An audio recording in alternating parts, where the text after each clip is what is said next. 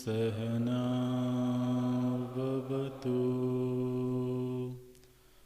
सहनौ भुनक्तु सह वीर्यं करवावहै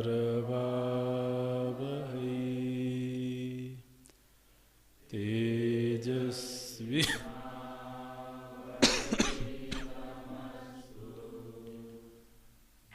मा विद्विषावहै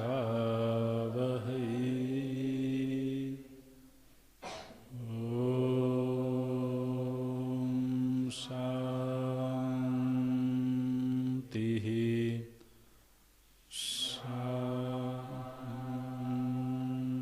शान्तिः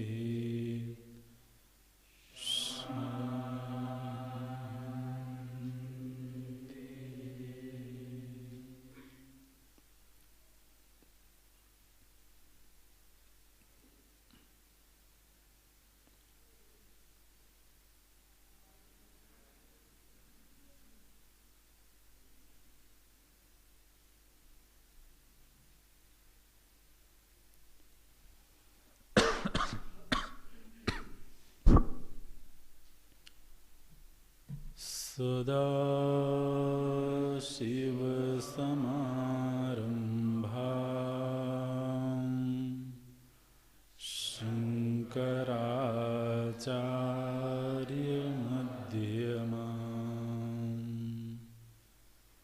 अस्मदाचार्यपर्यन्तां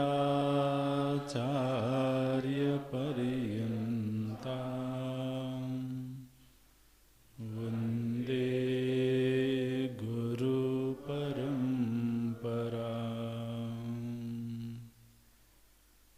शङ्करं शङ्कराचार्यं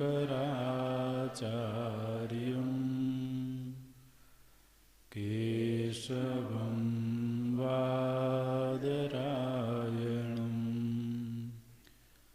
सूत्रभाष्यकृतौ वन्दे भगवन्तौ पुनः भगवन्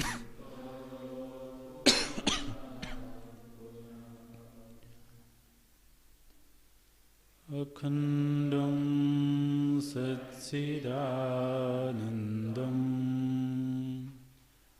अवाङ्मनसगोचरम् आत्मानम् अखिलाधारम्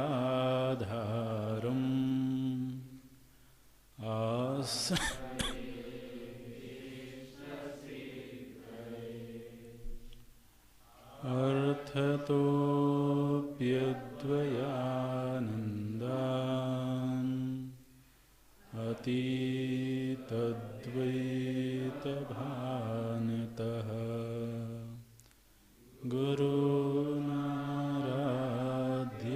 गुरुनाराध्यवेदान्त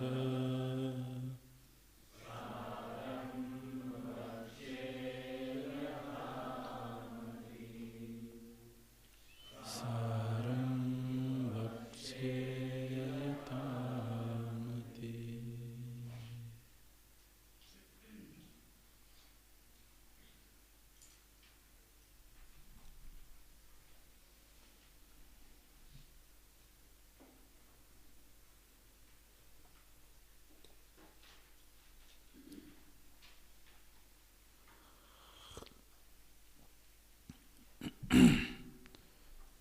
तथा हि एतद्भोगायतनं चतुर्विध सकल स्थूल शरीर जातम एतत् भोग्य रूप अन्नपानादिकम एतद् आयतन भूत भूः आदि चतुर्दश भुवनानि एतद् आयतन भूतं ब्रह्मांडं च एतत् सर्वम् एतेषां कारणरूपं पंचीकृतभूतमात्रं भवति।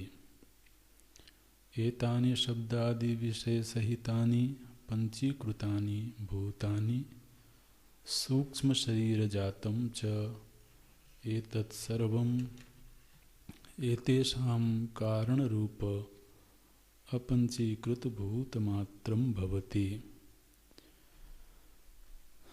एतानि सत्त्वादिगुणसहितानि अपंचीकृतानि व्युत्पत्ति उत्पत्ति व्युत्क्रमेण एतत् कारणभूत अज्ञान उपहित चैतन्यमात्रं भवति। एतदज्ञानम् अज्ञानोपहित चैतन्यं च ईश्वरादिकम् एतद् आधारभूत अनुपहित चैतन्य रूपं तुरीयं ब्रह्ममात्रं भवति। आभ्याम अध्यारोपापवादाभ्याम तत् त्वं पदार्थशोधनम् अपि सिद्धं भवति। तथा ही अज्ञानादि समष्टिः एतत् उपहितं सर्वज्ञत्वादि विशिष्टं चैतन्यम् एतत् अनुपहितं च एतत्त्रयं तप्त अयः पिण्डवत् एकत्वेन अवभासमानं तत्पदवाच्यार्थो भवति। एतद् उपाधि उपहित आधारभूतम् अनुपहितं चैतन्यं तत्पद लक्ष्यार्थो भवति। अज्ञानादिव्यष्टिः एतत् उपहित अल्पज्ञत्वादि विशिष्ट चैतन्यम् एतद् अनुपहितं च एतत्त्रयं तप्त अयः पिण्डवत् एकत्वेन अवभासमानं त्वं पद वाच्यार्थो भवति। एतद् उपाधि उपहित आधारभूतम् अनुपहितं प्रत्यक् आनंदं तुरीयं चैतन्यं त्वं पद लक्ष्यार्थो भवति।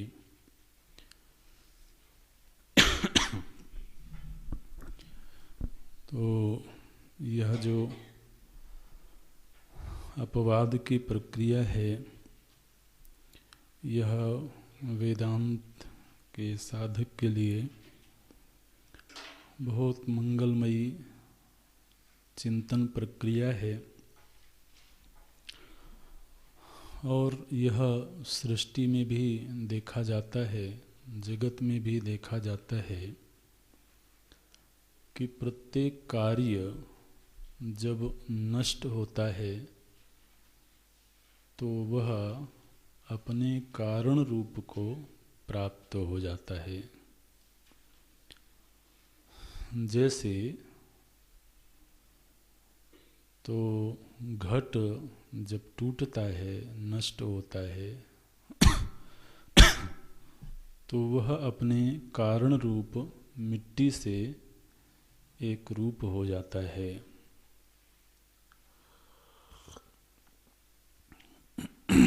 इसी तरह से जल का जो वाष्पीकृत रूप है या जो उसका बर्फ रूप है, वह रूप जब नष्ट होता है तो वो पुनः अपनी जल रूपता को प्राप्त कर लेता है।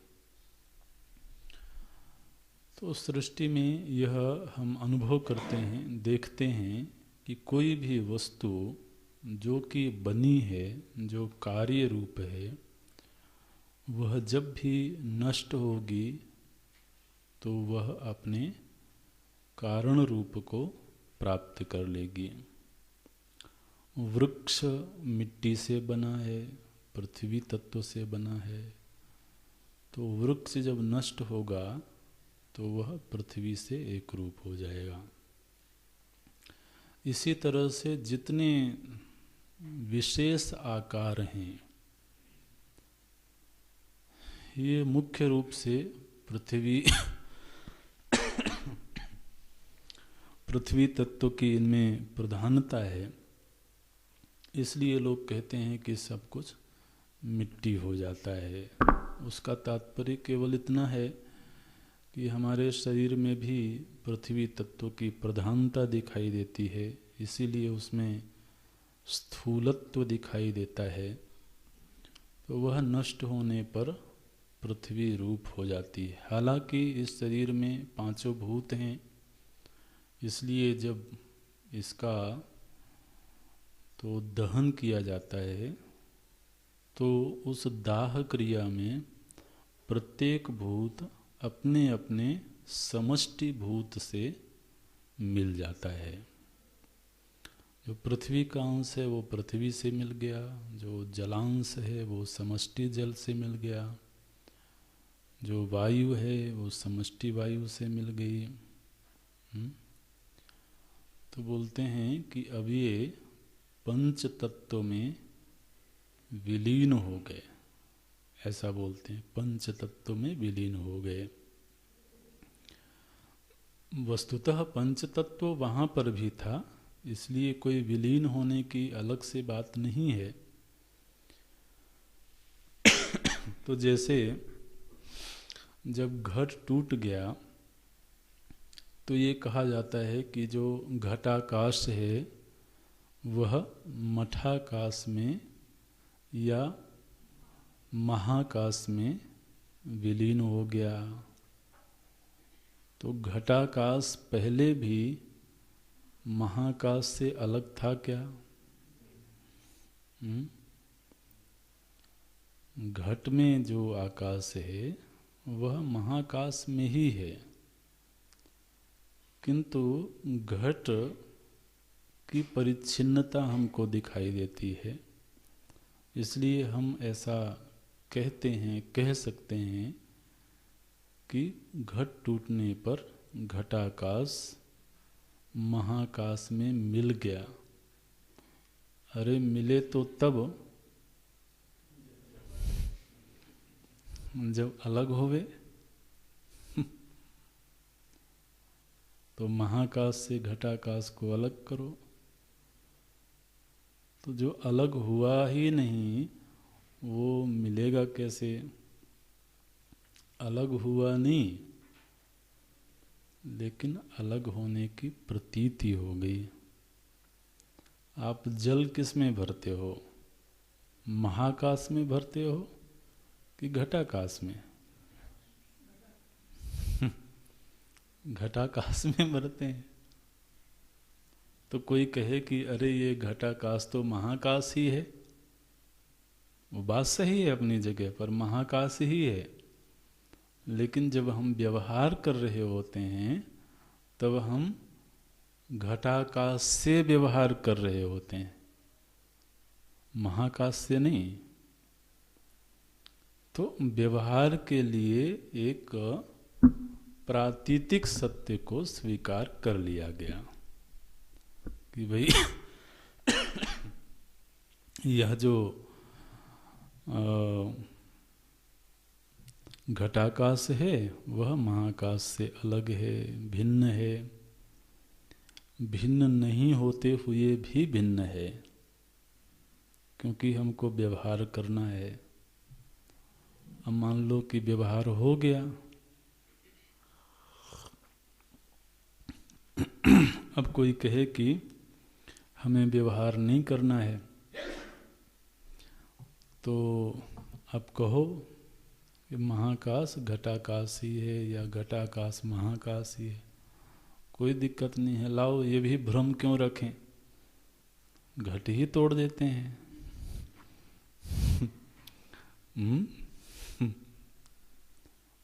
तो महाराज व्यवहार के लिए तो हमें ये भेद स्वीकार करना पड़ता है। इसी तरह से यह जो शरीर है, शरीरांतरवर्ती जो आकाश है वह महाकाश से भिन्न नहीं है। शरीरांतरवर्ती, शरीर के भीतर जो आकाश है वह महाकाश से भिन्न नहीं है, किंतु अभी शरीर के भीतर जो वस्तुएं हैं वो सब शरीराकाश में हैं। हम्म? आप जब भोजन करते हो तो वो कहाँ जाता है? बोले उदराकाश में। उदर में जो आकाश है वहाँ जाता है। तो वो क्या महाकाश से भिन्न है? नहीं, लेकिन भिन्न रूप में व्यवहार होता है। और जब यह नष्ट प्राय हो गया तब फिर वह जो शरीरांतरवर्ती आकाश है वो महाकाश में मिल गया, ऐसा कहते हैं। मिला नहीं है, क्योंकि अलग हुआ नहीं था, लेकिन अब उससे व्यवहार नहीं हो सकता। ये स्थिति है। तो निर्णय यह हुआ कि कोई भी कार्य जब नष्ट होता है तो वह अपने कारण भाव को उपलब्ध हो जाता है। पृथ्वी का कारण क्या है? जल है। तो पृथ्वी जब नष्ट होगी तो कहाँ जाएगी? जल में जाएगी। ठीक है ना? इसलिए पृथ्वी जल में समा जाती है। फिर भगवान को अवतार लेना होता है और पृथ्वी को जल से बाहर लाना होता है। ये तो तात्विक सिद्धांत हैं। कथाओं में कथा के रूप में एक काव्यात्मक अभिव्यक्ति हो गई। तो पुराणों में क्या पढ़ने में आता है कि जब प्रलय की स्थिति होती है उस समय मूसलाधार बारिश होती है ना? प्रलयंकारी बारिश होती है। और जो बारिश की धार हैं वो कितनी मोटी होती हैं? भले हाथी के पांव जितनी। इतनी मोटी मोटी धार गिरती है महाराज। और फिर क्या हुआ? बोले पृथ्वी जलमग्न हो गई। जलमग्न हो गई। ये तो स्वाभाविक है।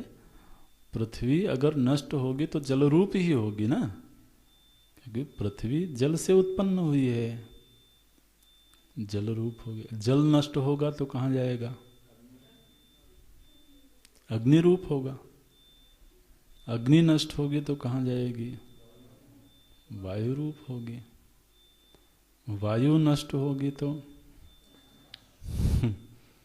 ऐसे ये विपरीत क्रम से तो चिंतन करना होता है। और आप ये मत समझना कि कोई ख्याली पुलाव बनाया जा रहा है, ऐसा होता भी है। ठीक है? ऐसा होता है, लेकिन चूंकि वो जो होता है वो हमारा दृश्य नहीं बन सकता है, लेकिन शास्त्रों ने, ऋषियों ने उसका साक्षात्कार किया है, उसका अनुभव किया है। तो मार्कंडेय ऋषि ने भगवान से प्रार्थना करी। बोले भगवान, मैं आपकी माया का दर्शन करना चाहता हूँ। बोले अच्छा। तपस्या कर रहे थे अपनी कुटिया में बैठे हुए। तो एक दिन भगवान उनके सामने प्रकट हुए। तो ऋषि ने कहा कि मैं आपकी माया का दर्शन करना चाहता हूँ। बोले छोड़ो, क्या करोगे माया का दर्शन करके? बोले नहीं नहीं, एक बार तो आप दर्शन करवा ही दीजिए। बोले अच्छा। और ये चर्चा हो ही रही थी, तब तक महाराज भयंकर तूफान आया और उनकी कुटिया तो जयराम जी की तो पहले कुटिया गायब हुई, फिर जो बारिश हुई तो ऐसी बारिश हुई कि प्रलय आ गई।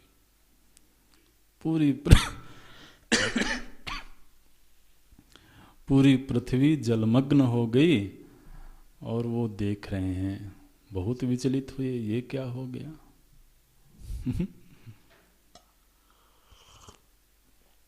और फिर जबरदस्त प्रलय के सब कुछ जलमग्न हो गया, फिर जल अग्नि रूप हो गई। और इस तरह से उनकी अपनी चेतना बनी रही, उनको अपने शरीर का ध्यान नहीं था लेकिन चेतना बनी रही। और फिर इस तरह से कई युग बीत गए, प्रलय होती रही, सृजन होता रहा, बहुत दुखी हो गए। तो उन्होंने भगवान से प्रार्थना करी, भगवान मैंने तो माया का दर्शन करने की प्रार्थना करी थी, ये उपद्रव कहाँ से आ गया।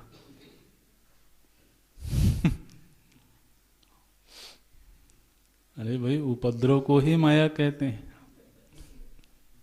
माया और है क्या। तो जब प्रार्थना करते हैं तो देखते क्या है कि उसी जल के जलमग्न पृथ्वी है और एक वो पीपल का वृक्ष दिखा। उस पीपल के वृक्ष में एक पत्ते पर बाल मुकुंद शयन कर रहे हैं। तो बड़ा मनोहर विग्रह, छोटा सा विग्रह है, श्याम वर्ण। तो प्रार्थना करते हैं, करारविंदे न पदारविंदम मुखारविंदे विनिवेशयन्तं वटस्य पत्रस्य पुटे शयानं बालं मुकुंदम मनसा स्मरामि। तो वट वृक्ष था, वटस्य पत्रस्य, वटस्य पत्रस्य पुटे शयानम बालम मुकुंदम। इस तरह से दर्शन किया उन्होंने। फिर प्रार्थना करी उनसे, तो माया सब छूमंतर हो गई और पता चला अपनी कुटिया में बैठे हुए हैं। तो क्या हुआ जी, भगवान ने पूछा कि कैसा लगा।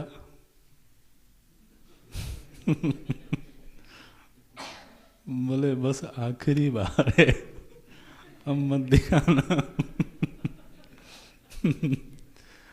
अब मत दिखाना भगवान, बहुत परेशान होगा मैं। तो ये शास्त्रों में इस तरह से काव्यात्मक अभिव्यक्ति होती है प्रलय की। लेकिन हम जब तत्व चिंतन करते हैं तो इस चिंतन का यह परिणाम निकलना चाहिए कि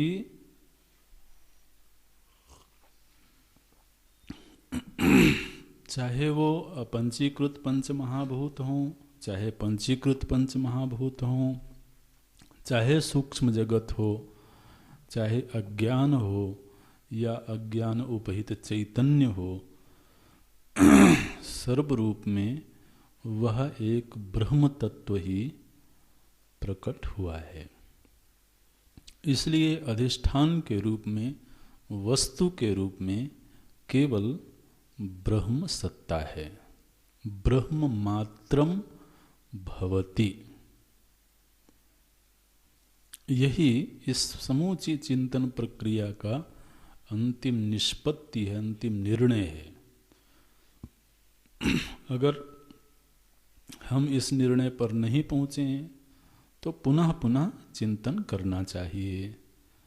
और चिंतन करके अंततः चाहे आप 1000 तर्क लगाओ, चाहे आप श्रुतियों का आश्रय लो, शास्त्रों का आश्रय लो, जिस किसी भी प्रकार से, जिस किसी भी प्रमाण का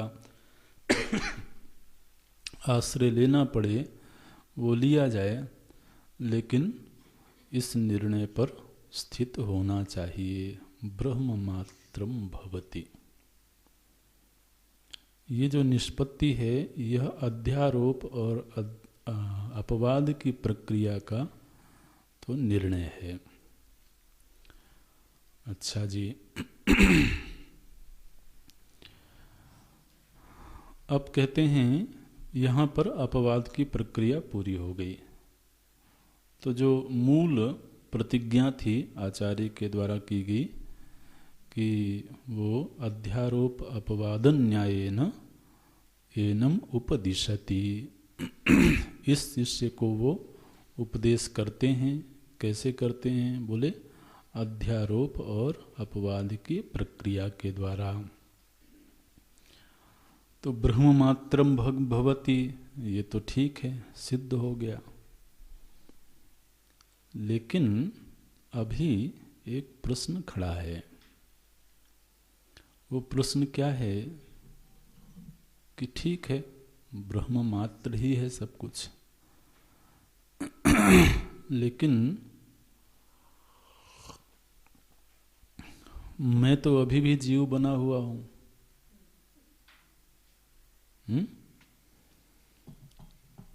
तो इस समूची प्रक्रिया का चिंतन होने के बाद तो आचार्य उसको उपदेश करते हैं, तत्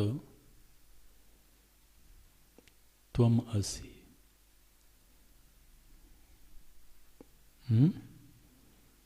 तत् त्वम असि।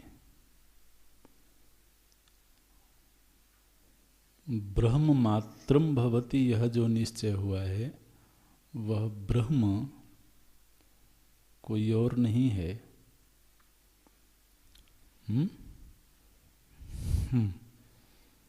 वो तुम हो। ओहो।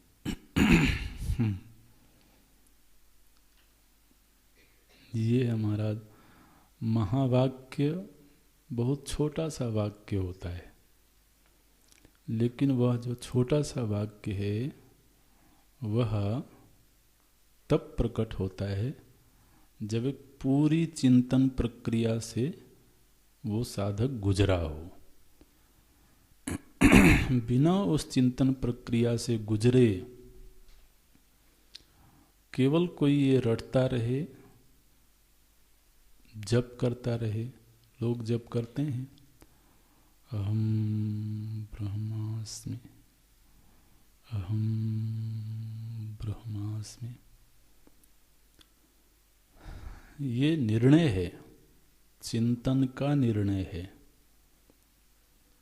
ये जप के लिए नहीं है। ये मंत्र जप के लिए उपासना में मंत्र होते हैं, लेकिन ये जो वाक्य हैं ये एक दीर्घ चिंतन प्रक्रिया के अनंतर प्राप्त हुई एक निष्पत्ति है, और वह निष्पत्ति उस साधक को साक्षात्कार करवाती है। तो देखिए क्या बोलते हैं, बोले आभ्याम अध्यारोपापवादाभ्याम, यह जो अध्यारोप और अपवाद की प्रक्रिया का विस्तार से हम लोगों ने चिंतन किया है, इसी चिंतन के माध्यम से तो तत्वम पदार्थ शोधनमपि सिद्धम भवति। देखिए बीच में कहीं पर इस महावाक्य का प्रयोग नहीं किया गया था, है ना। आप अगर इस पूरी चिंतन प्रक्रिया का पुनरावलोकन करें तो ये महावाक्य कहीं प्रयोग में नहीं आया। लेकिन बोलते हैं कि इस अध्यारोप और अपवाद की प्रक्रिया का चिंतन करने से तत् त्वम पदार्थ शोधनम अपि सिद्धम भवति। जो तत् पद का पदार्थ है और त्वम पद का पदार्थ है, उस पदार्थ का शोधन भी हो गया। देखिए तत् एक पद है। तत् पद जानते हैं ना आप?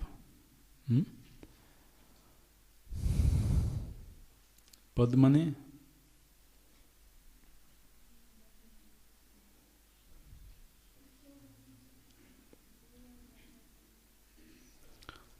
आप निराश करते हो। सुप्तिगंतम पदम कभी पढ़ा है इसी जीवन में? पद ऐसे कैसे काम चलेगा भाई? सुप्तिगंतम पदम, आप पूर्व को याद नहीं रखोगे तो बात नहीं बनेगी। तो एक पद है और फिर उस पद का अर्थ है। जैसे कमल, ये क्या है? एक पद है। कमलम एक पद है, आप उसको लिख सकते हैं, अक्षरों में से निबद्ध है वो, तो वो तो एक पद है। लेकिन उसका अर्थ क्या है? एक पुष्प विशेष, ठीक है ना? वह जो पुष्प विशेष है वह उस कमलम पद का अर्थ है। ये ध्यान देना, जिसको बोलते हैं पदार्थ, पद का अर्थ। तो पहले पद है, फिर उस पद का अर्थ है। तो सार्थक पद वही होता है जिसका कोई अर्थ होता है, ठीक है ना? इसलिए बोलते हैं सार्थक, स अर्थ, अर्थ सहित। तो कोई ऐसा शब्द बोला जाए जिसका कोई अर्थ ही ना होवे, तो उस शब्द की कोई प्रासंगिकता नहीं है। तो इसी तरह से महावाक्य में एक पद आया तत्, दूसरा वाक्य पद आया त्वम। तो ये तो अभी हमने पद सुना, ठीक है ना? ये पद है, तत् पद है, त्वम पद है। इनका जो अर्थ है उसको क्या बोलेंगे? पदार्थ। तो यहां पर पदार्थ का अर्थ कोई वस्तु नहीं करना। प्रायः व्यवहार में पदार्थ माने कोई वस्तु किया जाता है, लेकिन अब चूंकि आप शास्त्र सम्मत अध्ययन कर रहे हैं तो हर शब्द का जो अर्थ है वो शास्त्रीय ढंग से ही समझना है। तो पदार्थ माने कोई वस्तु नहीं, पदार्थ माने पदस्य अर्थः इति, किसी पद विशेष का जो अर्थ है उसको बोलते हैं पदार्थ। जैसे पुस्तकम, अब पुस्तकम एक पद है, पुस्तकम। इस पुस्तकम पद का अर्थ क्या है? ये एक वस्तु विशेष है ना? तो इस पुस्तकम पद का ये अर्थ है, इसलिए इसको बोलेंगे पदार्थ। किस पद का अर्थ है? बोले पुस्तकम पद का। तो इसी तरह से हम दुनिया में जितनी वस्तुएं हैं उनको पदार्थ बोलते हैं, लेकिन पदार्थ का अर्थ कोई द्रव्य नहीं, पदार्थ का अर्थ किसी विशेष पद का अर्थ। ये समझ में आ रहा है कि नहीं? तो इसलिए हर अर्थ का माने हर द्रव्य का कोई ना कोई नाम होता है।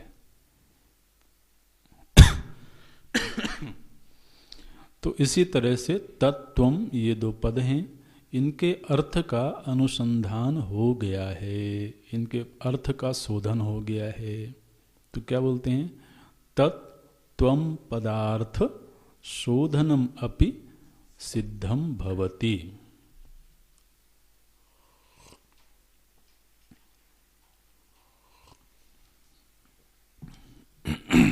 कैसे शोधन हुआ तो बताते हैं, आगे स्वयं ही बताते हैं।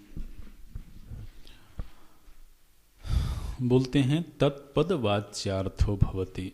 अब हमने आपको पूर्व में संकेत किया था और बिल्कुल आरंभिक ग्रंथ में भी संक्षेप में ये बात हुई थी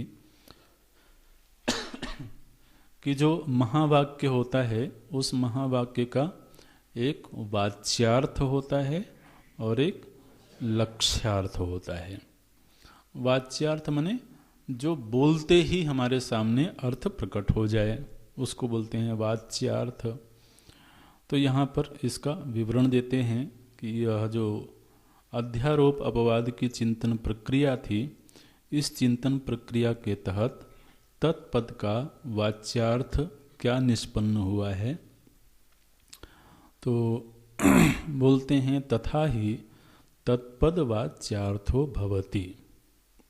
ये शब्द मिला आपको, तत्पद वाच्यार्थो भवति। तत्पद का यह वाच्यार्थ है। क्या वाच्यार्थ है? तो कहते हैं अज्ञानादि समष्टि। अब आपको ये अध्यारोप अपवाद के जितनी चिंतन प्रक्रिया हुई है उसका स्मरण दिला रहे हैं। आपको पुनः पुनः उसको याद रखना होगा, याद करना होगा कि किस तरीके से यह विचार तो विस्तृत हुआ है। तो सर्वप्रथम अज्ञान समष्टि की बात हुई थी, है ना, अज्ञान व्यष्टि और अज्ञान समष्टि। तो वहाँ पर सर्वप्रथम आया अज्ञान समष्टि। अच्छा, फिर एतद उपहितम सर्वज्ञत्वादि विशिष्टम चैतन्यम। दूसरी बात क्या हुई थी कि वहाँ पर अज्ञान है, समष्टि अज्ञान है, और उस समष्टि अज्ञान से उपहित चैतन्य है जिसको ईश्वर संज्ञा प्राप्त हुई, ईश्वर कहा गया। तो एक तो समष्टि अज्ञान, उसमें उपहित चैतन्य, और अज्ञान और उपहित चैतन्य दोनों का जो आश्रयभूत अनुपहित चैतन्य है। ये प्रसंग भी वहाँ आया था, आपको याद होना चाहिए। तो अज्ञान क्या है? उपाधि है। अज्ञान रूप उपाधि और उसमें उपहित चैतन्य, और इन दोनों का आश्रयभूत अनुपहित चैतन्य। तो तीन स्थितियां हो गई। अज्ञान रूप उपाधि, उसमें उपहित चैतन्य ईश्वर, और फिर इन दोनों का आधारभूत अनुपहित चैतन्य। एतत्त्रयम्, ये एतत्त्रयम् शब्द मिला आपको। एतत्त्रयम्, तो एतत्त्रयम् में आपको ये तीनों बातें देखना है। वहाँ पर बोला गया है अज्ञानादि समष्टि एक, एतद उपहितम सर्वज्ञत्वादि विशिष्टम चैतन्यम दो, और फिर एतद अनुपहितम चैतन्यम च, जो अनुपहित चैतन्य है वह। एतत्त्रयम्, ये जो तीनों हैं यह क्या है? बोले यह तत्पद का वाच्यार्थ है।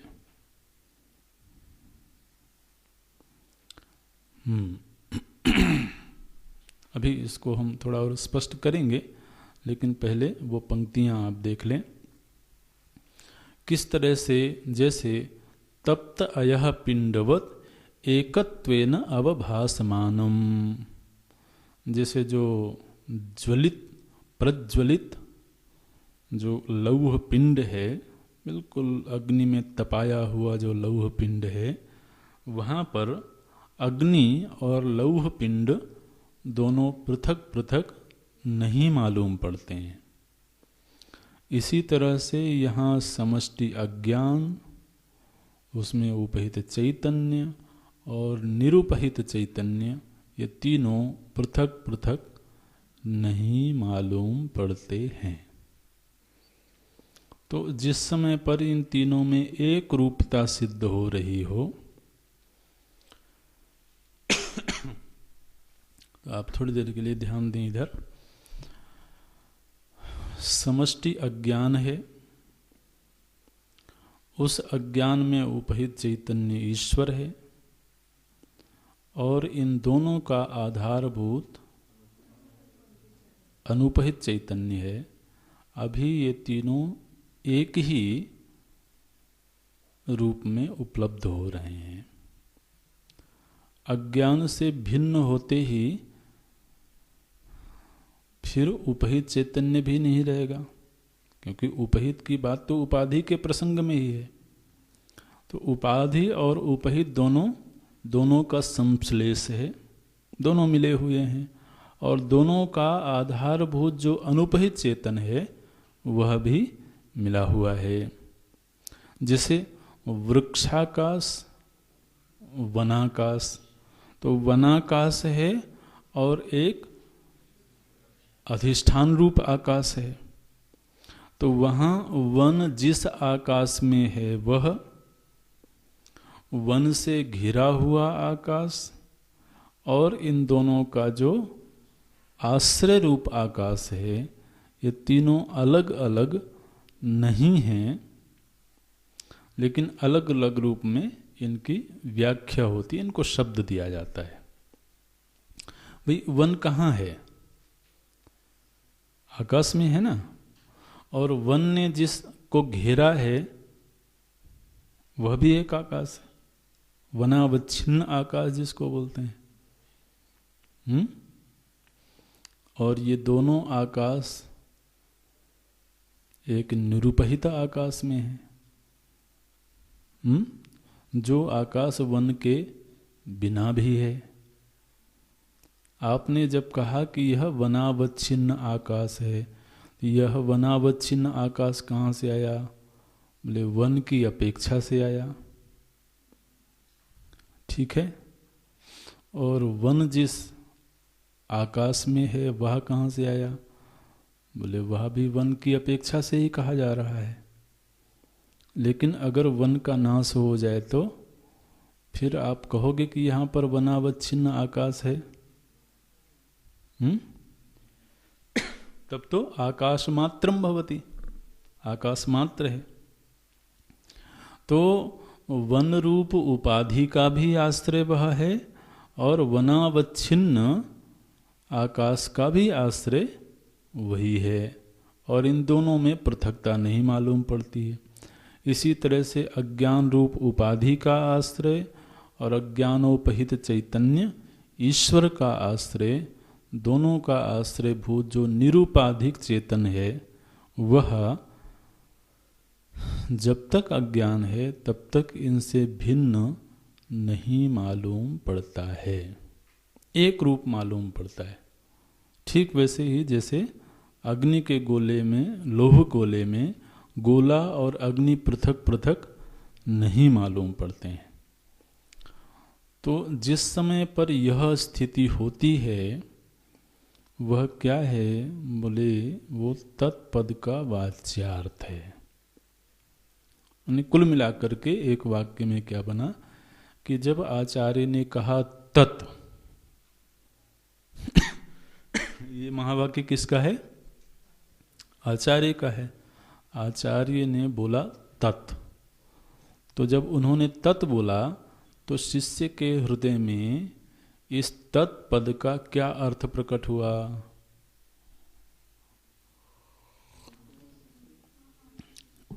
उसने पद सुना, कानों से सुना, तो पद सुनते ही उसके मन में कोई अर्थ स्फुरित होना चाहिए। जैसे कमलम, आपने पद सुना तो तत्क्षण उस पद का अर्थ आपके चित्त में स्फुरित हो गया। लेकिन किसके चित्त में स्फुरित हुआ? जिसने उसको देखा है। अब मान लो किसी ने नहीं देखा हो तो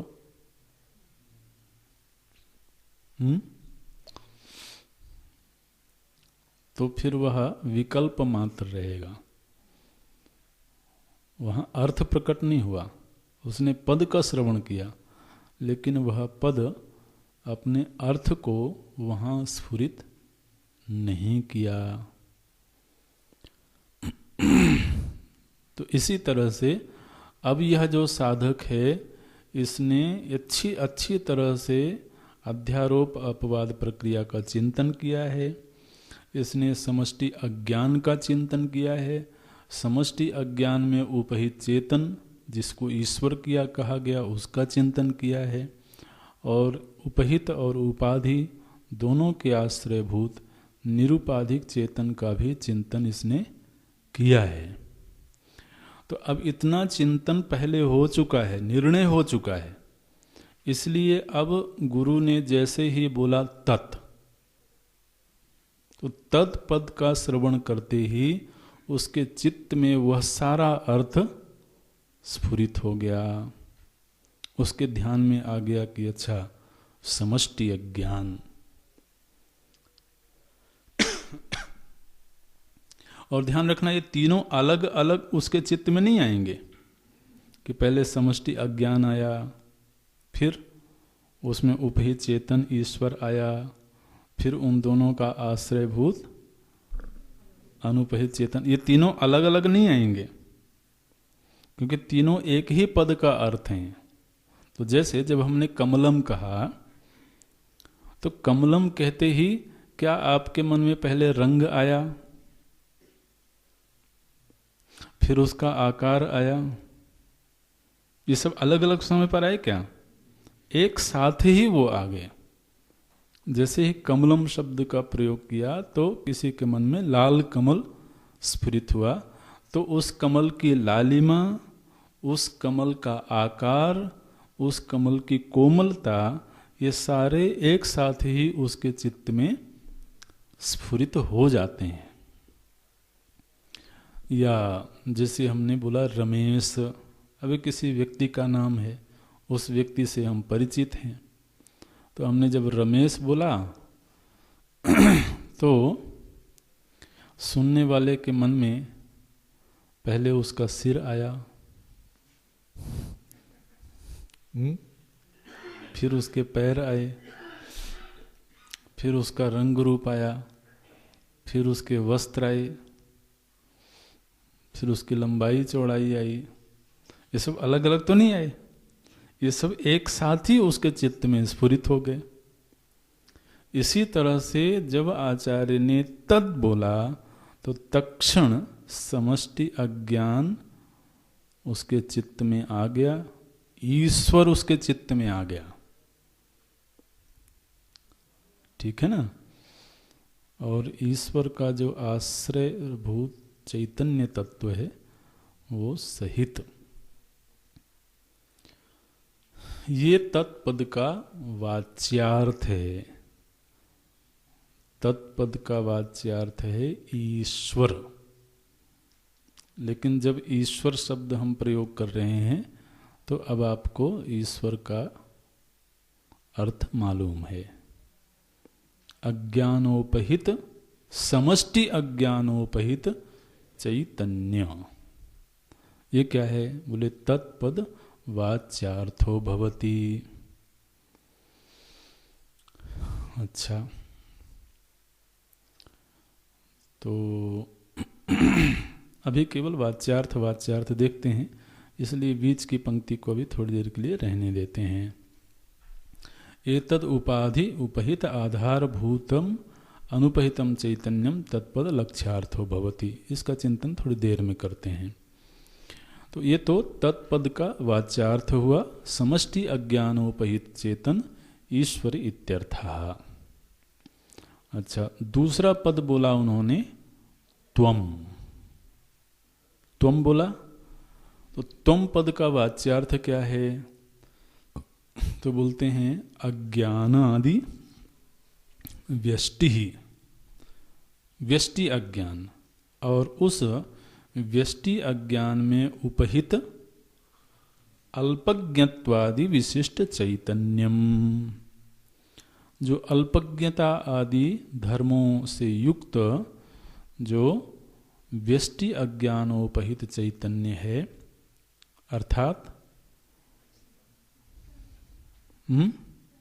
प्राज्ञ। तो अज्ञानादि व्यष्टि एक, एतत् उपहितम अल्पज्ञत्वादि विशिष्ट चैतन्यम दो, और एतद अनुपहितम च। और इसमें जो अनुपहित चेतन है, माने दोनों का आश्रयभूत जो चेतन है, वह एतत्त्रयम। ये तीनों माने व्यष्टि अज्ञान, व्यष्टि अज्ञानोपहित चेतन प्राज्ञ और इन दोनों का आश्रयभूत जो निरुपाधिक चेतन है वह, ये तीनों मिले हुए हैं। कैसे मिले हुए हैं? बोले तप्त अयः पिंडवत एकत्वेन अवभासमानम, एक रूप में ही अवभासित होने वाले। ये क्या है? बोले त्वम पद वाच्यार्थो भवति। यह प्राज्ञ तो त्वम पद का वाच्यार्थ है और ईश्वर तत्पद का वाच्यार्थ है। आचार्य ने उपदेश क्या किया? तत् त्वम असि, वह तुम हो। वाच्यार्थ की दृष्टि से वह तुम हो, इसका मतलब क्या होगा? क्योंकि वह तो ईश्वर है और तुम प्राज्ञ हो। तो जब आचार्य ने कहा कि वह तुम हो, तो वह तुम कैसे हो सकता है?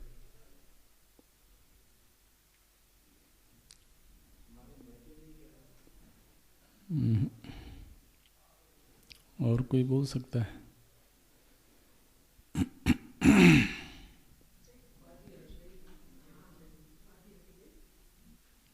नहीं, वो तो फिर लक्ष्यार्थ में आ जाएगा।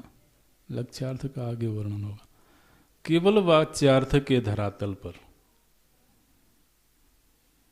अभी आप लक्ष्यार्थ को छोड़ दीजिए। केवल वाच्यार्थ के धरातल पर जब आचार्य ने कहा कि वह तुम हो, तो इस वाक्य का अर्थ क्या लिया जाए?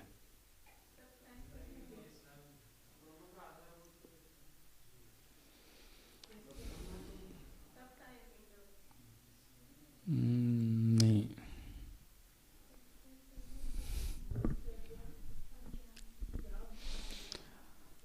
अरे भैया, अब सुनिए। जिस समय समष्टि और व्यष्टि का चिंतन हो रहा था, उस समय ये बात की गई थी कि व्यष्टि और समष्टि दोनों में भेद है भी और भेद नहीं भी है। ये भेदाभेद संबंध की बात हुई थी कि नहीं हुई थी? किस रूप में? अंश अंशी रूप में हुई थी। अंग क्या है? बोले शरीर ही है। शरीर क्या है? बोले अंग समष्टि ही है। ठीक है ना? आपको संगति लगानी पड़ेगी, विचारों को आपस में जोड़ना पड़ेगा। आप विचारों के जोड़ोगे नहीं तो चीजें बिखर जाएंगी। तो ये पूरे जब व्यष्टि समष्टि की चिंतन प्रक्रिया चली है, उस चिंतन प्रक्रिया में अनेक कक्षाओं में ये चर्चा की गई है कि व्यष्टि और समष्टि दोनों में भेद है भी और भेद नहीं भी है। भेदाभेद संबंध की बात हुई है। और उसमें उपासना का विस्तार से विवरण हुआ है कि जीव ईश्वर का ही अंश है, जीव समष्टि को ही ईश्वर कहते हैं। तो जब आचार्य ने कहा कि वह तुम ही हो, इसका मतलब क्या है? मुझ में और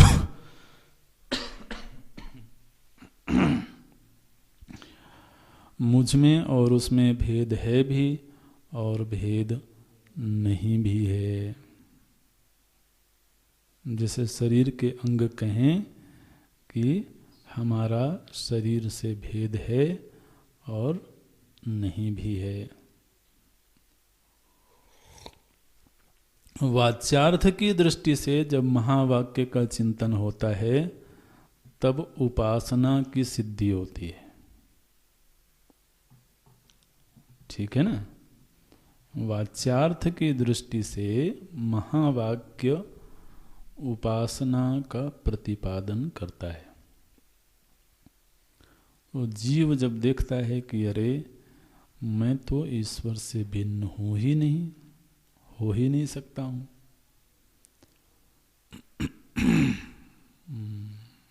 तो उसकी उपासना दृढ़ होती है, प्रगाढ़ होती है। तत् इसी का फिर जो आगे इसका विवरण आने वाला है वैसे, लेकिन जो हमारे भक्ति वेदांत के आचार्य हैं उन्होंने बहुत सुंदर ढंग से इसका विवरण किया। बोले ये जो तत्त्वम असि है, इसका मतलब है तस्मिन् त्वम असि, तस्मात् त्वम असि, तस्य त्वम असि। ये 6 विभक्तियां उसमें लगाते हैं। तस्मिन् त्वम असि माने तुम उसी में हो, ठीक है। भगवान भक्त कहाँ है? बोले भगवान की गोद में है, भगवान में है। तस्मिन् त्वम असि। भक्त किसका है? बोले तस्य त्वम असि, तुम उसके हो।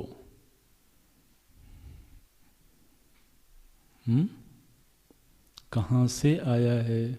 बोले तस्मात् त्वम असि, तुम उसी से आए हो। वो किसके लिए है? बोले उसी के लिए है। तस्यै त्वम असि। तो इस तरह से ये वाचार्थ की दृष्टि से उपासना सिद्ध होती है। तो आप देखिए, अज्ञानादि समष्टि एतत् उपहितं सर्वज्ञत्वादि विशिष्टं चैतन्यम एतत् अनुपहितं च एतत्त्रयं तत्पद वाच्यार्थो भवति। अच्छा, अज्ञानादि व्यष्टि एतद् उपहित अल्पज्ञत्वादि विशिष्ट चैतन्यम एतद् अनुपहितं च एतत्त्रयं त्वं पद वाच्यार्थो भवति। ये तो वाच्यार्थ की सिद्धि हो गई। अच्छा, लक्ष्यार्थ क्या है? तो आप पुनः पूर्व के वाक्य में आइए। एतद् उपाधि उपहित आधार भूतम।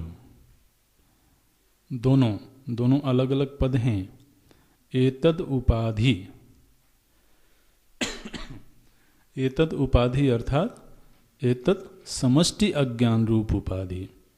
तो एतद् उपाधि और उपहित माने ईश्वर, इन दोनों का जो आधारभूत अनुपहित चैतन्य है, वह अनुपहित चैतन्य क्या है? बोले तत्पद का लक्ष्यार्थ है। तो अब तत्पद का लक्ष्यार्थ की ओर जब ध्यान गया साधक का, तो वहाँ उपाधि और उपहित दोनों गायब हो गए। ठीक है, वहाँ केवल निरुपाधिक चैतन्य है। तो समष्टि उपाधि और समष्टि उपाधि में उपहित चैतन्य, उन दोनों का जो आधारभूत अनुपहित चैतन्य है, वह अनुपहित चैतन्य मात्र, ध्यान देना, वह अनुपहित चैतन्य मात्र तत्पद का लक्ष्यार्थ है। जब शिष्य ने तत्पद का श्रवण किया, उस समय उसके चित्त में केवल निरुपाधिक चैतन्य की स्फुरणा हुई। ठीक है ना। जब वाच्यार्थ का चिंतन हुआ था, तब उपाधि, उपहित चैतन्य और निरुपहित चैतन्य तीनों एक साथ तो अर्थ के रूप में प्रकट हुए। लेकिन जब लक्ष्यार्थ पर ध्यान गया, तब उपाधि और उपहित चैतन्य दोनों बाधित हो गए और केवल निरुपाधिक चैतन्य शेष रहा। वह जो निरुपाधिक चैतन्य है, वह तत्पद का लक्ष्यार्थ है। ठीक इसी तरह से त्वम पद का लक्ष्यार्थ क्या है? बोलते हैं एतद उपाधि उपहि, एतद उपाधि, एतद उपाधि माने यह व्यष्टि अज्ञान रूप उपाधि और उपहित माने प्राज्ञ और इन दोनों का आधारभूतम अनुपहितम माने व्यष्टि अज्ञान और प्राज्ञ इन दोनों का आधारभूत जो अनुपहित चैतन्य है, वह अनुपहित चैतन्य क्या है? बोले वही प्रत्यक है, वही आनंद रूप है, वही तुरीय है, वही चैतन्य है। तो जब त्वम पद के लक्ष्यार्थ पर ध्यान गया उसका, तो वहाँ व्यष्टि अज्ञान और प्राज्ञ ये दोनों बाधित हो गए और केवल निरुपाधिक चैतन्य शेष रहा। ठीक है, कोई दिक्कत नहीं समझने में। अब वहाँ समष्टि के संदर्भ में भी केवल निरुपाधिक चेतन शेष है और यहाँ व्यष्टि के संदर्भ में भी केवल निरुपाधिक चेतन शेष है। तो निरुपाधिक चेतन में फिर भेद नहीं हो सकता है। भेद का उपादक कौन था?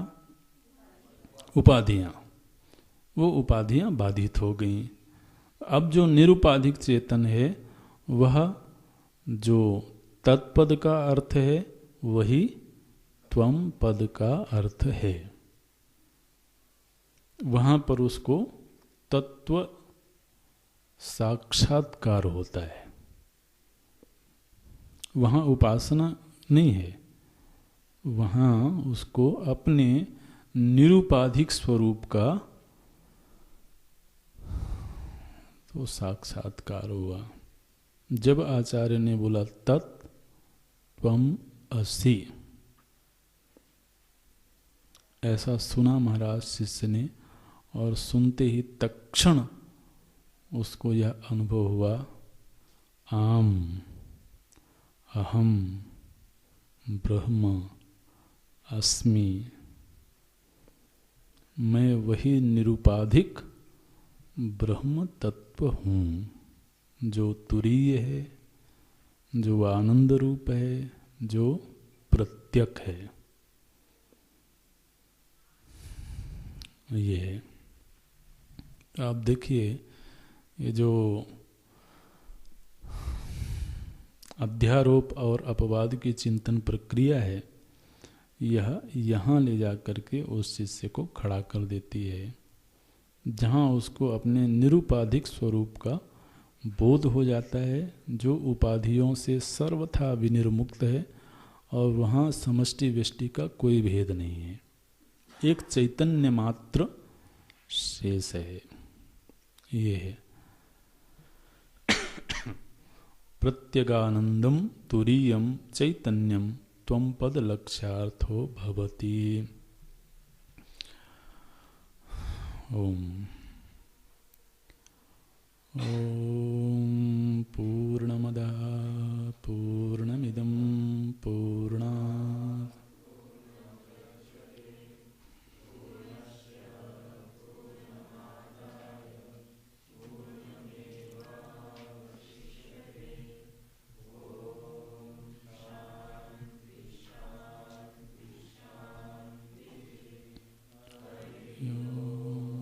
श्री